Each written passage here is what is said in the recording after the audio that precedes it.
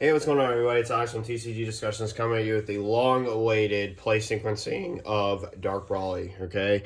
I'm sorry it's taking me so long to do this. I just stepped away from the deck to play other things, and I got rid of some of the pieces for financial reasons, and then I got stuff back, and we finally got everything back for you guys. I got the last of my cards in a few days ago, and I just wanted to bring this to you because I know it's been heavily requested in the comment section. Some of you guys have asked about play sequencing. We're going to go over that. We're going to do a couple test hands just so you guys can see where my head's at on the curve. We're going to talk about key cards in the deck, charging strategies, so on and so forth.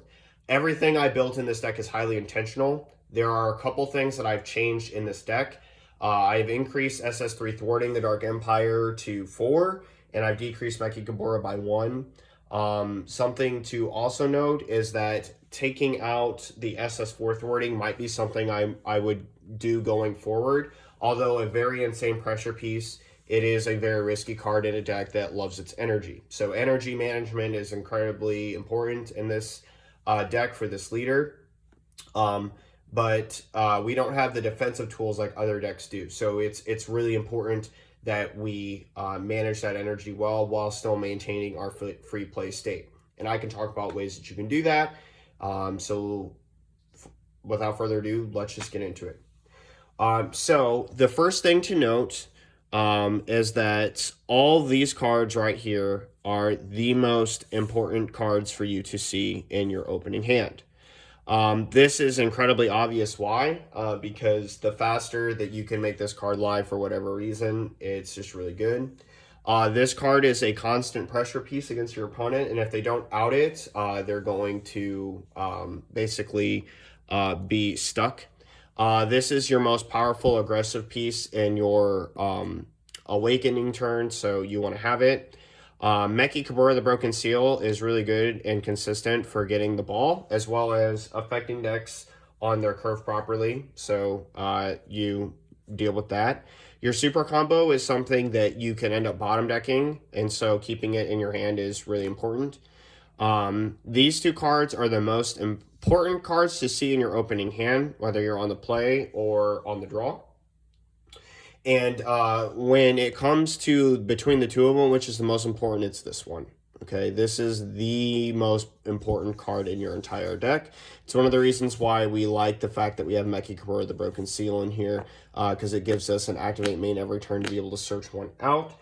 And keep in mind that if you resolve a Meki Gabura, the Broken Seal, and it sticks, you are really, really in a good position for that activate main. Okay? This one is less important because your leader has the ability to mill it. My deck has been already shuffled. I'm going to continue to do some shuffling off camera because shuffling it off camera is a little bit easier to do. I'm just doing lots of shuffling. We'll do a cut, and then we'll do a draw. So let's get into the opening hands. So right away, I see two cards that I really want to keep. I want this. I want this. I'm kind of okay with everything else going back. If you know Demigra is really going to be important, keep one. But right now, we really want a ball. So we're going to set these four back.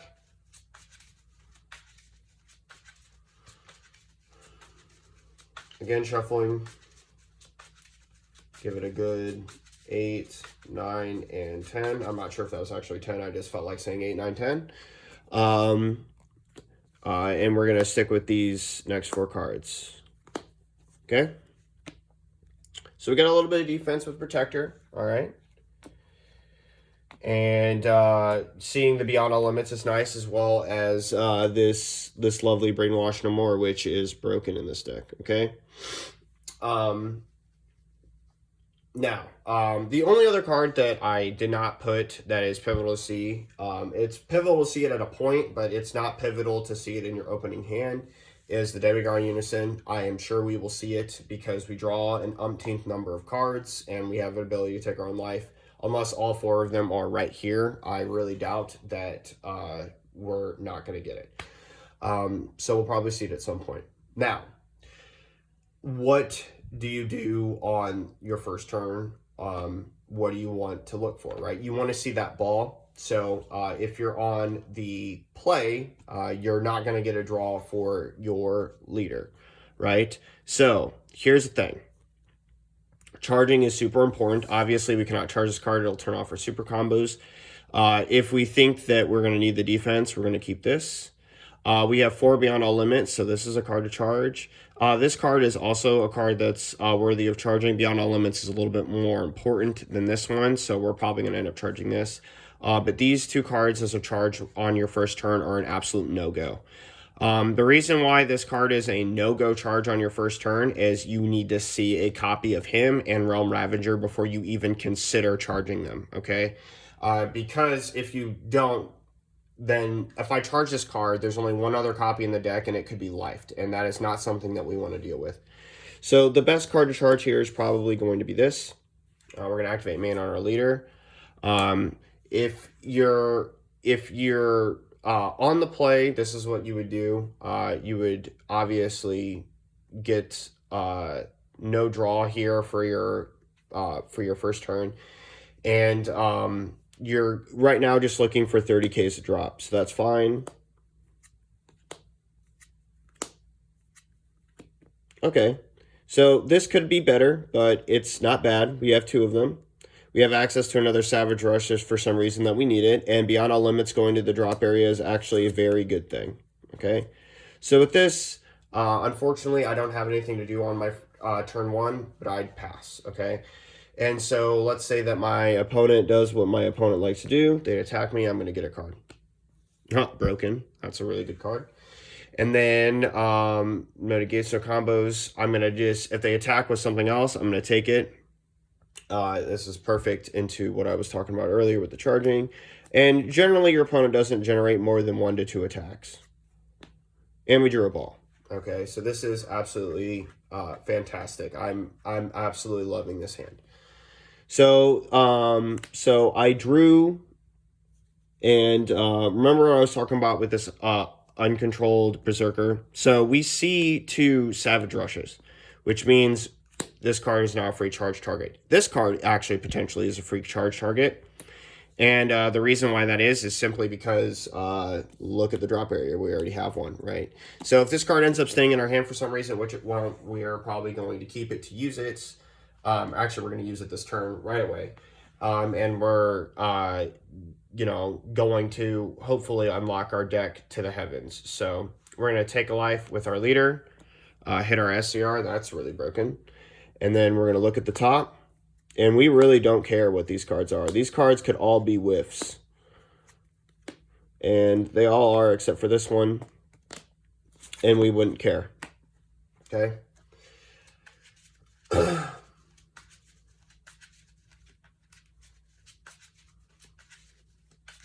So as you can see, we've generated a lot of hand advantage. We're about to generate probably a lot more.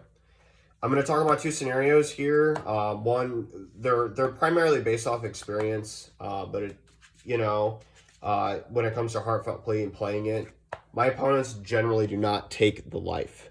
When you play against Dark Brawly, it gets really dangerous for them to crit said life. So generally, they don't want to, and that's fair. I totally respect it. But you are going to, on your turn 1, play down the Savage Rush, and then use the ball. Okay? And this is important. You want to leave that Unbridled Destruction in the drop area if you can, which it's okay because we had another one in our deck. And when you do, you take a look at what's in your deck. Okay?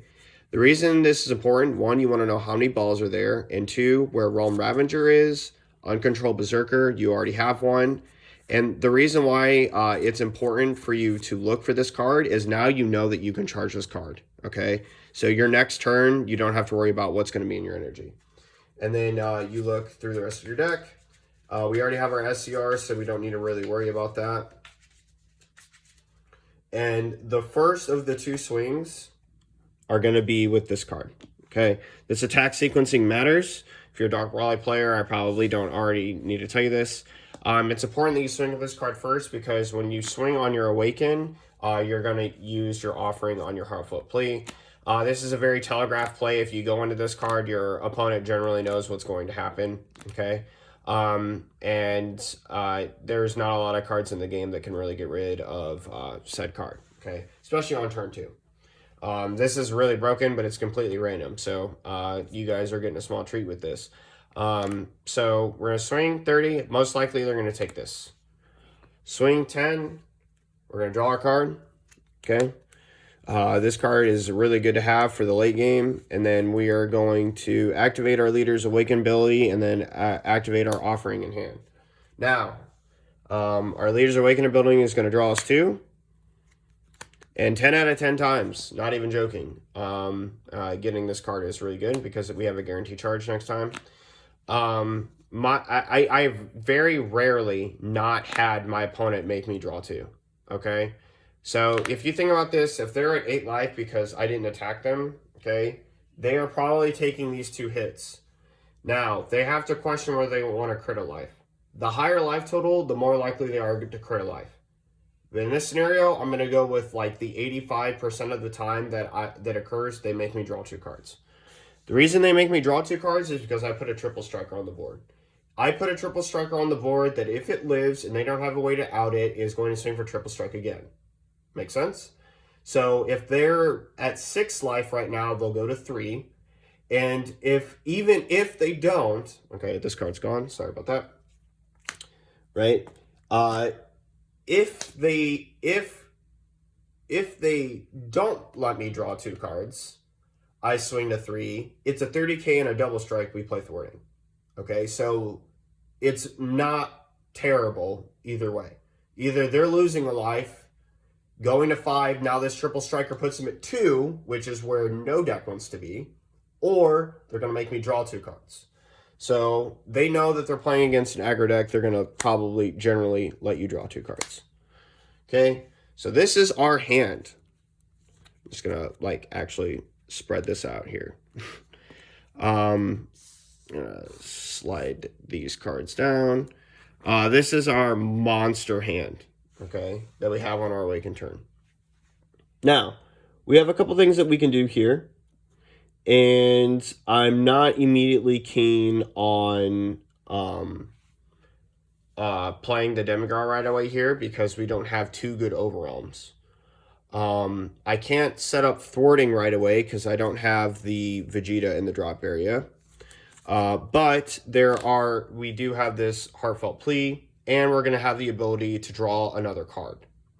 So with this swing on my leader, I am probably going to activate a super combo to make them take this. If they're at 6, they're going to go to 5. And one of the cards I'm going to shuffle back into the deck just to see 2 new cards is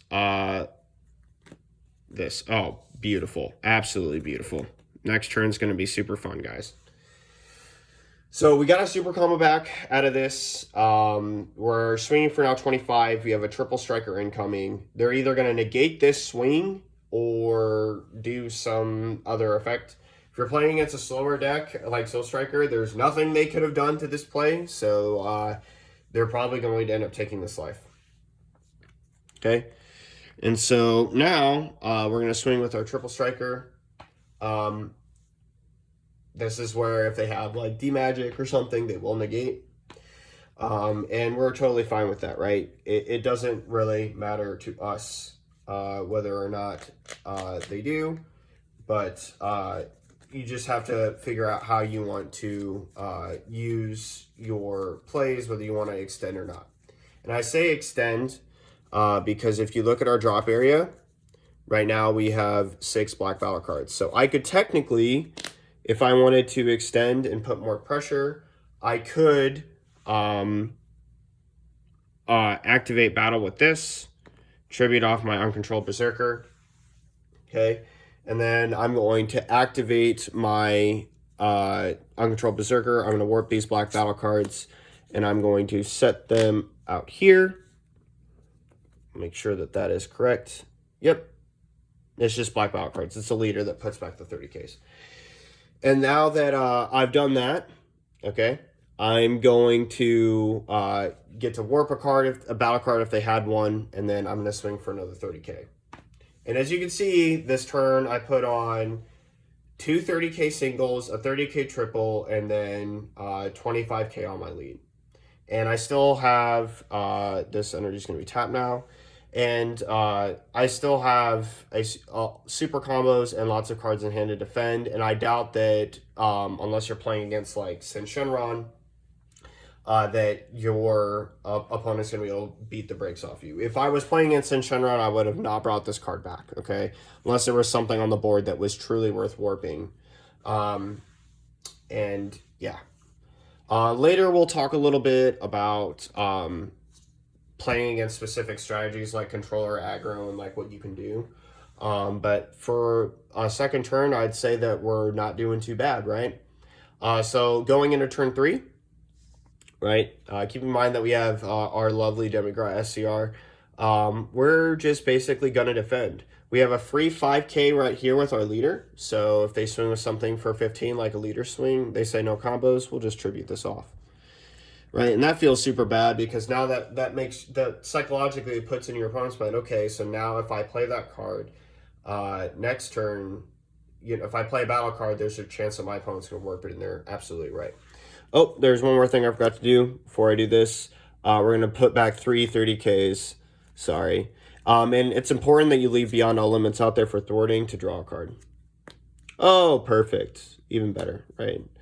Even better. So we're gonna get that free 5.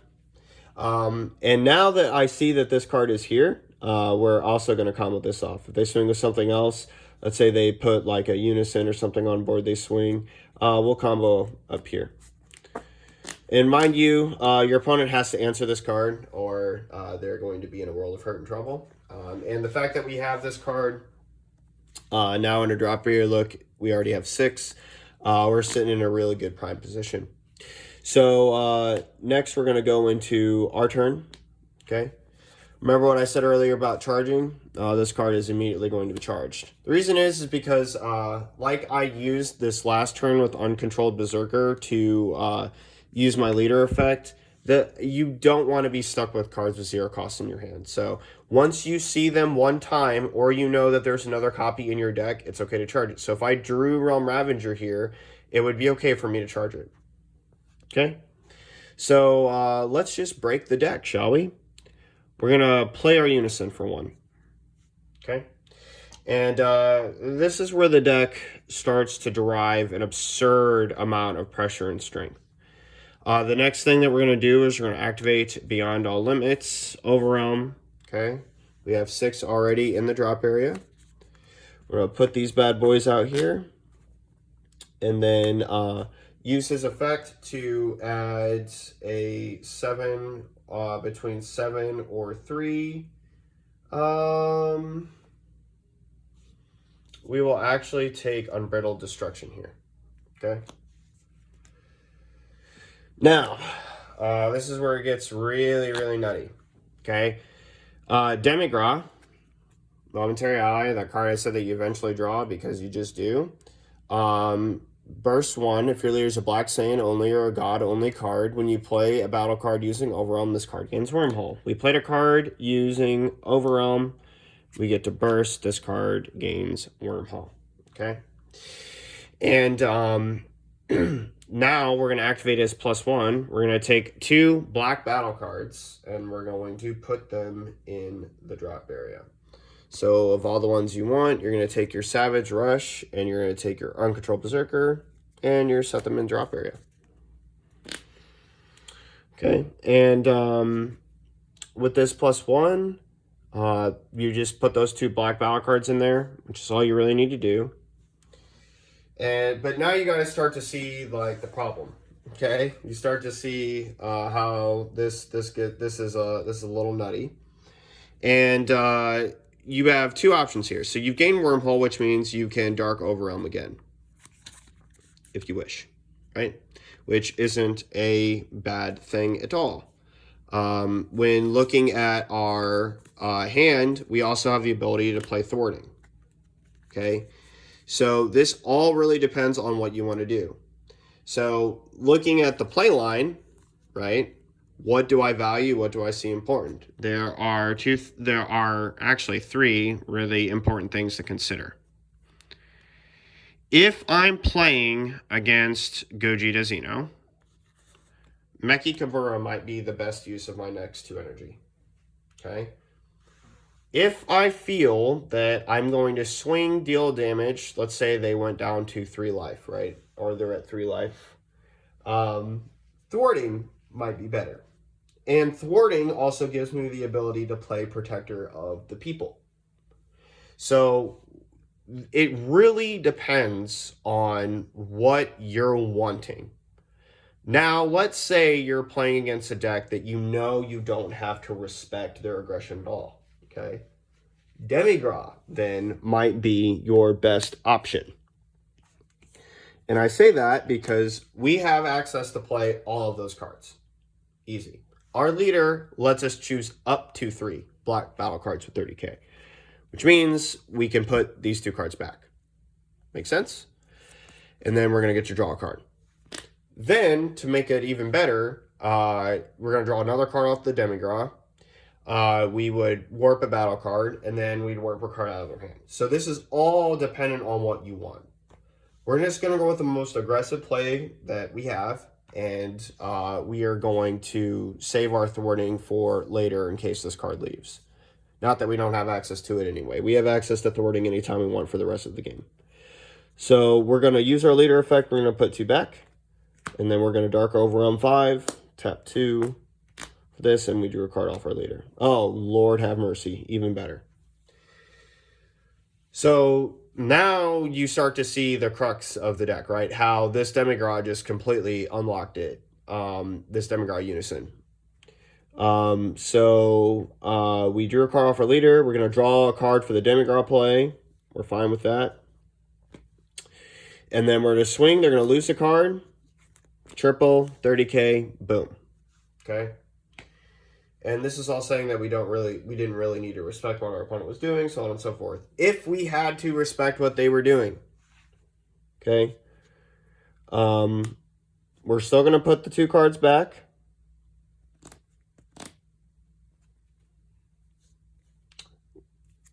Make sure that both of these were okay. The Meki Kabura. Sorry. It's like, what was the other card that I drew? Okay. Now, let's say that I have to respect what they were doing. Okay. I would then put the 2 cards back. I'm going to draw my card. Broken. This is a huge setup for next turn. And then now, I'm going to Union Fusion. Tap 1 for thwarting. So I don't get an extra card, but my opponent now has to stare down a thwarting, this, and something else. And again, you can see how the deck gets kind of wild, right? And so now we have Protector of the People. Next turn they swing. Discard that Unbridled Destruction that we added earlier because we don't need it. And then now all their battle cards are going to do some hot nonsense. Mind you, they had to answer all that pressure. Depends on what they had. So on and so forth. And then we have Protector of the People. And now we just take our life accordingly. We're probably going to end up taking a damage or 2. And again, it just really depends. If your opponent has like a Unison, it gets a little bit more complicated because Protector doesn't respond to that. But it is what it is, right? And so you can see how the deck starts to really unlock. They also have to get rid of both of... Actually, all 3 of these cards are something that are worth getting rid of. So if they attack the Demigra Unison, whatever, they attack it, they get rid of it, that's totally fine. We're not hurting. We're not hurting. And you'll see why going to this next turn, why we're not hurting. Okay? So the same concept applies for that Demigra Unison. Except for basically now it's her. So looking at our hand, we're going to draw for turn. Realm Ravager. I know there's a second one in the deck. Oh, actually I did already draw for turn. My apologies. Super Commas added off life. Demigod was in hand. I don't think I actually drew for turn. So, oh, I did. I drew the Mekikabura. Drew the Mekikabura in charge of. Okay, so anyway, my apologies. Sorry, this won't. I'll try to stay with it a little bit more. But you guys can see that this pressure, if they didn't get rid of it, it's gone. Let's say for something happened to Heartfelt Plea. I doubt that by turn 3 or 4 that nothing didn't happen to it. But if it did, nothing did happen to it, then your opponent's in a world of trouble. If they got rid of the thwarting, no biggie, right? We're gonna solve a lot of those problems here shortly. Let's just say that somehow they got rid of it, or you're playing against Kozuzina or something and they warped it. Let's just say that that's what happened, right? They got rid of our cards. Ooh, dear God.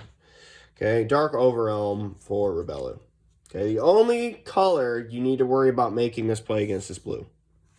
Okay, so if you're playing against blue, just make sure that you bait God Sealing with something else. And trust me when I say you can bait God Sealing with something else. So you're going to Dark Overwhelm here. 8. 1, 2, 3, 4, 5, 6, 7, 8, 9, 10, 11. Boom. Rebellu is now going to play 2 cards. My cards of choice are these 2. They have to have Overwhelm in the name or in the text. So these 2 cards are not as powerful as those 2. However, you could grab one of these if you had another thwarting in hand, which we do. So it's actually probably best that I grab this one. So this is what we're going to pull. And now we're going to Union Fusion. Or, yeah, actually Union Fusion is going to be best here because we can't really get another Dark Overwhelm without getting a Demigraw. Unison, we're going to Union Fusion, bring out our thwarting. And then we're going to activate our leader's ability, putting 1, 2, and 3 back, and drawing a card. Seems about right. And that's a card that we drew. So this is our hand. And that is our board. And they're probably done. There's not a lot any deck can really do against this. When it comes to swinging, we can even generate another 30k. And I'm just going to sequence up to turn 4 and stop here. Because if you have to go 5 or 6, this gets incredibly redundant about what you're going to do. But it just kind of matters that you see that this is what you can do, okay? And you can just see how this is incredibly bonkers. It's even okay that you tap out here because of Rebellu. Okay, Rebellu has the ability to tribute all 3 of these cards to negate attacks. If we had a free Overwhelm in hand, which we do not, and we had a Demigraw Unison, this 1 energy could have generated another Overwhelm attacker and another defensive piece for Rebellu. No, sorry. That one will leave. Sorry. It wouldn't generate, but it does generate another 30k offensive piece. And you can see how this deck can get out of hand very quickly, like right away. When it comes to play sequencing, though, it really does matter, right? It's very, very dependent on what you do. Another card that's insane is Brainwash No More, the later the game gets, and we'll talk about that. So we're going to go into our second test hand, and then we're going to talk about play strategies and like what you need to do against specific decks. Some of it seems kind of obvious, some of it's not. And I'm going to power shuffle in front of the camera so you guys don't think that I'm stacking a 1 of Heartfelt Plea into my opening hand. Because it was, I mean, I'm an honest guy. It was random. It just so happened to love my hand and be there. But all of it is incredibly, again, dependent on your matchup, what you need to do. Whether you take a life, and we'll get more into that later, against specific matchups. But this deck is a mid-range deck, and it just really depends on how you see your opponent's level of aggression and crackbacks against you. It's really not apparent right away that there's situations you can and can't take your life. Because against like aggro decks that like want to like rush you down, it's incredibly obvious that you can take your life in certain scenarios, and it's incredibly obvious that you should just never take your life, right? So this mid-range deck kind of operates in that sphere. We got a Demigod Unison, Lord, Demigod Unison, and Thwartings. Okay, so Thwarting is a card to consider to keep. Demigod Unison, while very important, and the Demigod, we're not going to keep that. Why? Because we didn't see a ball or a Savage Rush. Thwarting we want to keep because at least a copy of him, because he can get set up, and then we want to be able to use that card for later, right? And we have, this way we don't have to hard draw it or something like that. The Unison has the same principle, but again, it's not as important as this card. This card is a 25k double strike for 1 energy, and while the Unison is technically, if you have them, 2 overwhelm cards in a turn, this card is just a little bit more important when it comes to that aggression and tempo. So we got this, Fighting Against Fate. This is a really good card to see. The Demigod Unison, and then the SS4. Boom, boom, boom, boom. Now we're going to say my opponent goes first in this. And so they're going to charge pass. Now I'll maybe play a cantrip or something. I don't know. We're going to take our life. Okay, we got Savage Rush. And then we're going to look at the top. 1, 2, 3, 4. Okay, full stop. We're going to full stop here for a number of reasons. One, we don't want another Brainwash No More going to the bottom of the deck. 2, we hit a ball. We don't want to hit another ball or super combo. Talked a little bit about this in the first game, but we want a full stop there. Okay. Now, here's what you need to decide to do. You need to decide whether or not you want to play the Savage Rush and risk it for the biscuit, or you want to leave your energy open. You don't have a lot of 10k combos in the deck, so it's not really pivotal. Something to consider maybe for the deck is Champa, but it is what it is, right? So we're going to swing. We're going to draw a card. Boom, Mekigabura, really good card. Really, really good card. And then we're going to pass.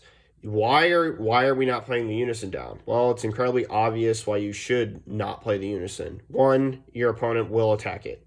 Okay. I guess it's kind of important because this variant is very special to talk about this.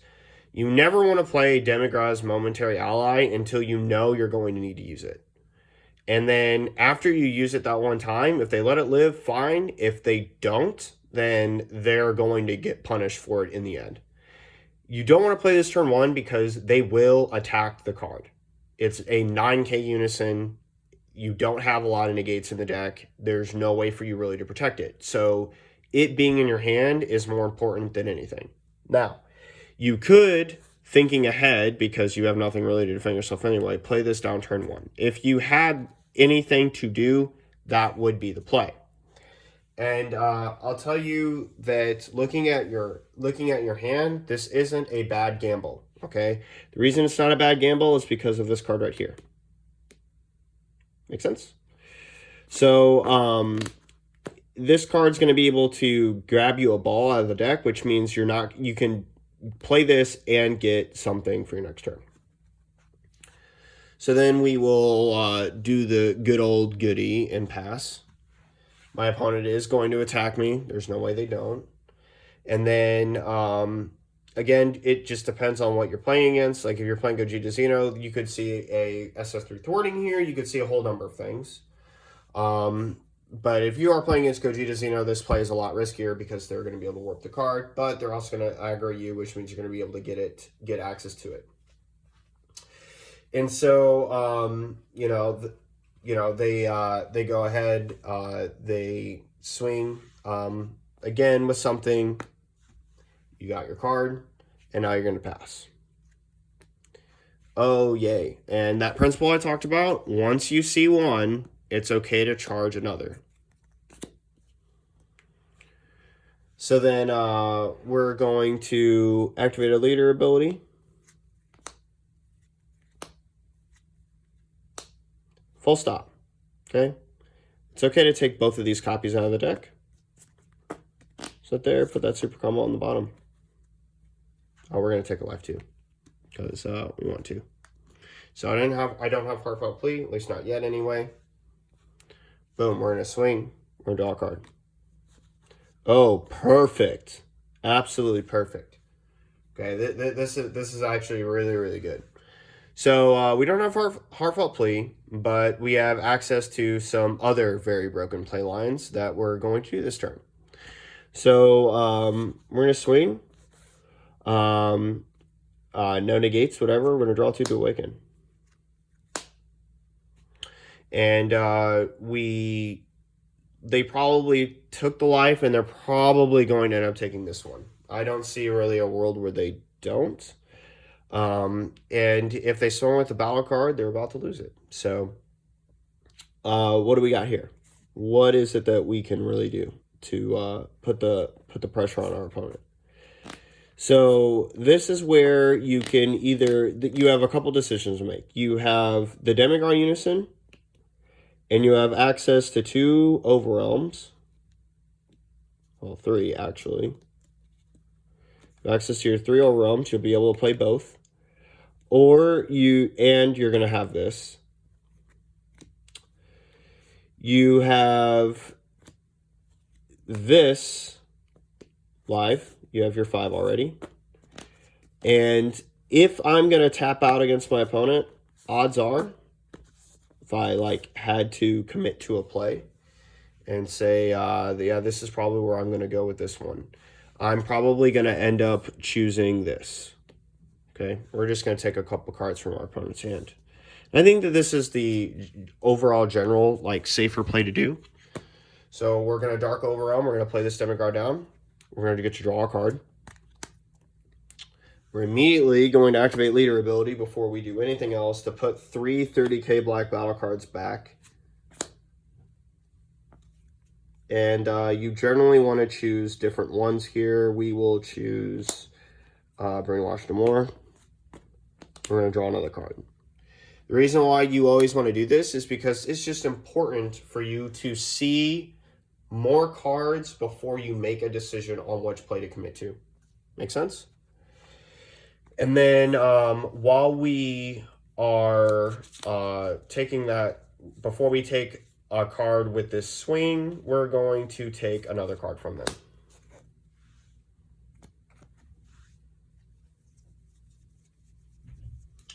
We're going to go through our deck. Remember what I told you. It's always important. You want to look at what you have. There's our SCR. We know she's not in our life. There's Heartfelt Plea. We don't need him for the rest of the game. And Realm Ravager is the only one in this deck. We don't need Uncontrolled Berserker, so on and so forth.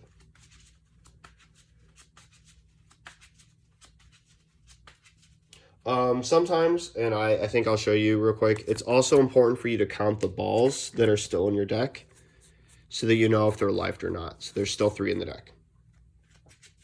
Just another thing to keep in mind.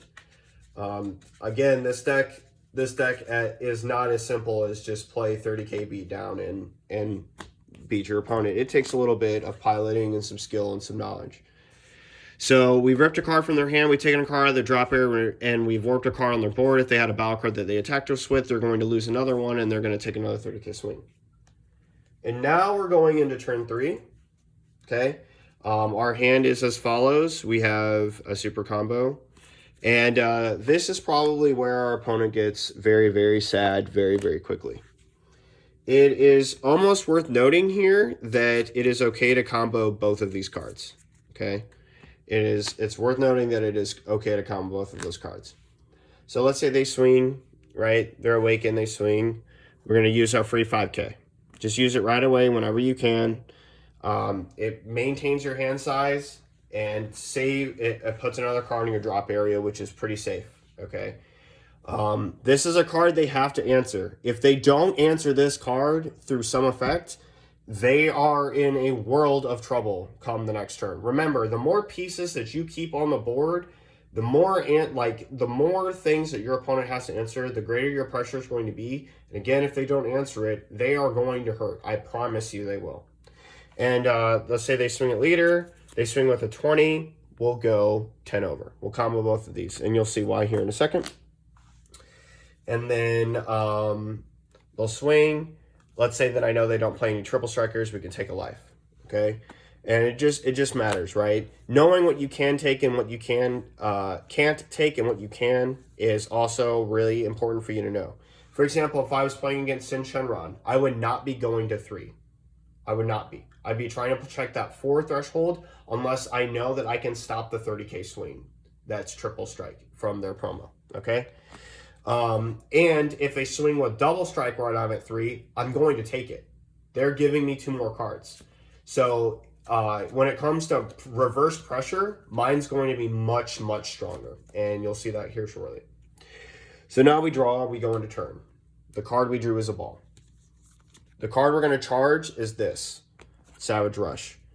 And it is not important. I'm going to repeat this. It is not important that I don't have to warp 3 cards to get that play going to bring this card back. This card is potentially dead combo fodder if I play another big guy. So there's no reason for me to try and mitigate that, if that makes any sense. The first thing to note, and this is where the play lines get a little bit wonky, okay? Now, I said earlier you want to draw cards before you to see as many cards as you can before you proceed to go with your plays. You want to know what options you have. Once this leader is awakened and you're attempting to use Demi-Gras for the turn, that idea flies straight out the window, okay? So I know I'm telling you a little bit of 2 things, but hang on, the logic's going to make sense. This leader's ability to put 3 cards back is the key to you playing 2 overwhelms twice in the same turn. So it makes sense that you would not want to use the leader ability to see another card until you've overwhelmed at least once while using the Demi-Gras on board. So the first thing that we're going to slap down, windmill it to the board, is the Demi-Gras, 100%. And then the first thing that I would do is play Fighting Against Fate. So now we have a 25k dual attacker. He gains Wormhole. It's unfortunate that we're not at 4 because we could technically play a Demi-Gras here, but that's not what we're going for. The first thing we're going to do now, though, as I said previously, is we're going to see more cards before we extend our plays. This card's gained Wormhole and it's bursted a card. And we're going to use it. We're going to leave these 2, and we're going to put 2 black battle cards. 3 30k black battle cards into our drop off our leader, and we're going to draw another card. Beyond All Limits. Beautiful. Absolutely beautiful. And now we're going to overwhelm again for Beyond All Limits. Okay. Whoops. No, we're not. No, we're not. We're going to +1 the Demi-Gras. Put 2 black battle cards back, and then we're going to do that. Sorry about that. Boom. Now, the first card you're going to grab is this guy. Mr. Brainwash No More.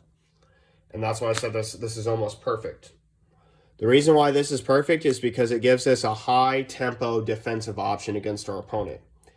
That 3 life now, when my opponent thinks it's okay to shotgun, I still have the Brainwash No More for the crackback. And so now it's the play line's incredibly obvious what we're going to do. We're going to Union Fusion immediately using these 2. Remember when I comboed them off last turn? Well, here's where that all comes full circle. And then, boom, thwarting. So this turn, 25k, 25k, 30k, 25k double strike, 30k rip a card, and swing, 15k. And buddy, does that get a little crazy. Another thing to note here, on the next turn, because we don't have any like zero cost cards in our hand, um, depending on like what you want to do, after you go through your swings, if they somehow survive this turn, it is a God-given miracle. That is a lot of pressure. That is especially after the turns that you put through the put the pressure on them. This is 25, 50, 80, 85, 130,000 total battle power coming at them. And this is all on your third turn. There's not a lot of decks besides, again, blue that can really do anything about this. And what were they going to do? Right? Were they going to, even if they somehow God ceilinged right here on the Fighting Against Fate, doesn't matter. You still had thwarting and this. It's 225. You're going to keep the cards back. You still generate enough advantage. And if they had God sealing this, you could have still played a 30K out of your drop. This is just absurd. This is a really good place, probably to stop. And you guys kind of see it, right? Like, the deck generates just a lot of pressure. And if for example you think about tempo swings, you probably swing here first, try to get them down to 2, then finish them or make them negate with this, and then save your other attacks for last. Your leader swing doesn't really matter. It's just one of those things where you have it. But yeah. Another thing to note though is, and this is a neat little combo. Let's say you've swung with the Beyond All Limits. They're at 3 life. They defend the Beyond All Limits. You swing with this, you activate to tribute this card right here. Okay? You want to tribute this off. It's going to give you another card in your drop area to fuel for the next turn. And to make it even better, it's going to increase them to 20. And now this card doesn't just leave and become less useful, so to speak. Gives you a little bit of extra pressure, and then maybe you can finish them off with a double strike. But it's really important that we grab this card back. It's one of the best defensive tools in the deck, and one of the reasons why I played it at 3. And so, yeah, that pretty much wraps it up for the test hand portion. I think that the deck I've showed you in 2 very random test hands what it's capable of. I really like that in the first game that I drew Heartfelt Plea, so you guys can like see how much stronger the pressure is without it. So let's talk about colors and matchups, what you gotta do. So this deck is a mid-range deck, okay? It's one of those decks where the longer the game goes for you, the better it's going to be. You're going to see more cards, your combos are going to start to unfold before you, your play lines are going to become a little bit more clear, your aggro and your aggression gets really, really powerful. However, another thing to note about the deck is that when you play against aggro specifically, or decks that can switch between defense to aggro, Sin Shenron is probably the best example. You have to be very wary of the different tech cards or boss cards they play in the deck. So for example, if I'm playing against Sin, I know that my life threshold is 3. They swing with a lot of crit. I don't mind crit that much unless it hits something really powerful that I want to keep, like my SCR or so on and so forth. But you kind of worry about that a little bit, and it's really important for you to understand those key matchups. So when you play against like Starter Vegeta, Sin Shenron, where they're swinging with a lot of crit, you want to be able to take certain swings and also keep your life total very high. So you're probably not going to be taking your life as much on this side, if at all, right? If you know they're going to give you life, it's fine. Starter Vegeta, same thing. They're going to give you life. Things that you want to protect against the crit swings, but if it's going to cost you too many cards in hand, don't, right? Them awakening you is actually very problematic. They just don't know it yet.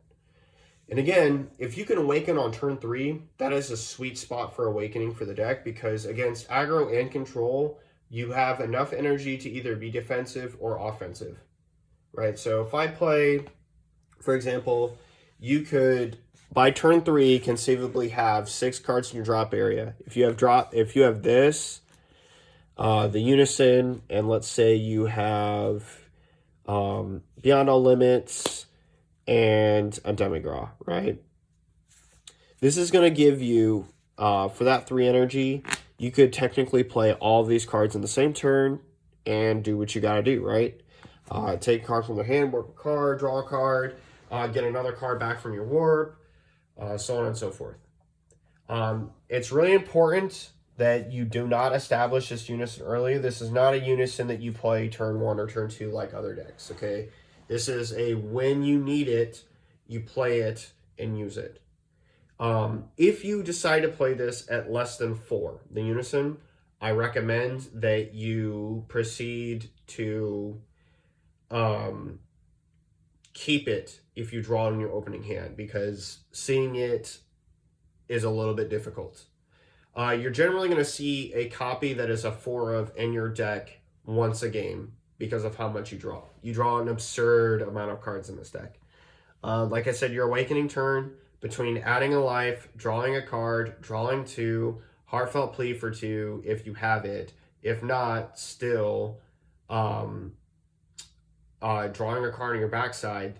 If you have heartfelt plea, it's 7. If you have draw, add, draw 2, draw on the backside, it's 5, and then heartfelt plea is 7. So you can see how you can generate a lot of cards. With your super combos, you're going to see more cards. With your Demigraw, you draw a card. Beyond All Limits is basically drawing a card, but it's kind of replacing him at the same time. And you just really want to use that tempo, use that value that you can generate off of your overwhelm. So back to colors, when you play against green, you run them over.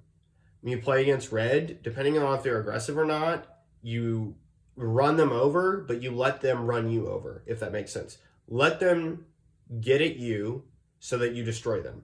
If you're playing against a deck that wants to be defensive, like King Piccolo and start at 6 life, destroy them. You want to blitz them out of existence. If you play against yellow, blitz them out of existence. Okay? Yellow is not a deck you want it to take longer. Like you just don't want to take a long time against it. Yellow can make you take a long time with Vegeta Unison Fury, which is painful. It is painful. Vegeta Unison Fury is by far the worst card that this deck wants to see. So that's why you want to beat the brakes off them as fast as possible. You play against black. I'm not sure there's not a black deck that isn't aggressive. You let them come to you. Never take your life unless you have heartfelt plea and you're at 5. You will never take your own life, ever. You let them run you over. You let them do whatever they want because you are very reactive in that deck. They play thwarting. You play uncontrolled berserker. They play, if they're playing Gogeta Xenon, and this is just it's the best black deck in the game, so this is the easiest way to put it. They play a blocker or something else. You're thinking about, okay, he doesn't have thwarting. Now's the time to play Broken Seal. They play DMS. You say, fine, swing with it, right? True Fighting Spirit, please swing with it. Let those attacks come. Let them awaken you. Awaken on your turn, and then just blitz them out of existence. It also doesn't matter that you awaken on your opponent's turn with this leader unless Heartfelt Plea is in your hand. And I'll just say this as a golden rule. Attempt to draw into Heartfelt Plea without expending your super combos. Use other draw effects. If you haven't seen it, don't hold out for it. And don't hold out for it if it's going to cost you, right? Like if you know I need this extra 5K to defend what my opponent's doing, just awaken. Against blue, beat the brakes off of them. Literally go, go, go, go, go, go, go, go, go. Do not let blue get Boo Unison with God Sealing behind it. Your game gets really rough really fast. It just gets really rough really fast. And not to mention they have Hatchy Edge, which can just stop a whole turn of attacks. So make sure you are that you are going as hard as you can in the paint. Now here's the thing. Against blue, when you are attempting to beat the brakes off of them, make sure that to the best of your ability that you understand when to start doing power plays. For example, let's say that you want to bring down a thwarting, right? Thwarting is going to cost you 1 energy. That's not too bad. But let's say that they're at turn 3, Soul Strikers put down in Unison, they've awakened, they untapped 2, they did their whole spiel with their Unison, whatever they did, and you have 2 energy up. Is that a good time to play Demigrog True Power Unleashed? Possibly not, right? Possibly not. Because if you tap that 2 for Demigrog and they God Sealing it, what else play do you have? Right? You have to consider that. The other thing is, though, if you've generated early pressure with like a 6-drop Uncontrolled Berserker or a Realm Ravager, and they play a 3-drop Unison, swing at it. Swing at it first before you start doing your power plays. The good news about your deck is that you have the ability to put pressure on the Unison at all times. And they will never overcombo you. It will cost them an arm and a leg to prevent their Unisons from dying. So that is the good news for you. You do have something to mitigate there. And I can't say enough about how scary out of control this deck can get. Because it can.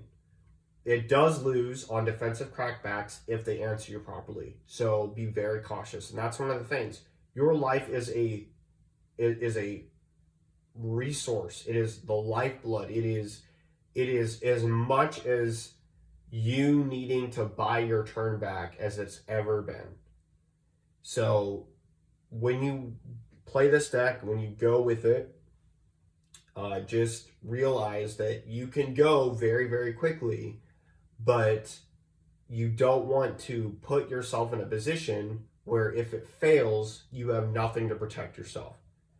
And so, like I said, with that life total against like Sin Shenron, for example, I'm not going to go to 3 if I can help it. And I'm not going to take my own life so that their aggression gets easier to do. It's just one of those things where like you really have to gauge it. Against aggro mid-range strategies, this is probably the best deck in the game. And I'm not lying. There is not another mid-range deck that turns its mid-game into aggro like this. It just doesn't. It's not as tall, it's not as wide, and as quickly, and certainly not with the beat sticks that it's been generated for 2 or 3 turns before. When you get to curve 4, 5, and 6 in this deck, and let's say you have 4 life, there's no way you haven't won the game. Unless you've been stalled by Vegeta Unison of Fury or something.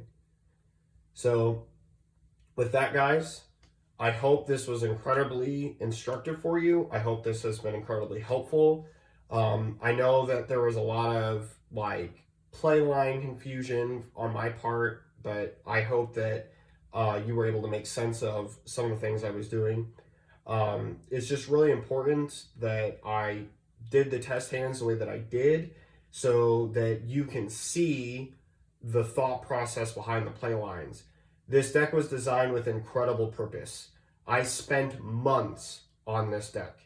months on it. I know that's like, it sounds like cheesy or weird to say, but it is one of those decks that you can't just pick up and go full 100 and it all makes sense. All these cards, the numbers, the ratios, there was an incredible amount of time spent blending it together to make it work. So I really hope you find this helpful. I hope this reaches you well. If you're playing this version or a variant of it, I hope you've learned something from my thought process and my decision making. I hope you learned a little bit and saw about how you can set yourself up for the future, so on and so forth, and what's incredibly important to play when. There's a lot of potential in this deck. It's a deck that now that I have back together, I'm probably going to take it to Locals on Friday and see what I can do. So with that out of the way, this is Alex from TCG Discussions, and I'm going to sign off. Let me know what you guys think in the comment section down below. Laters.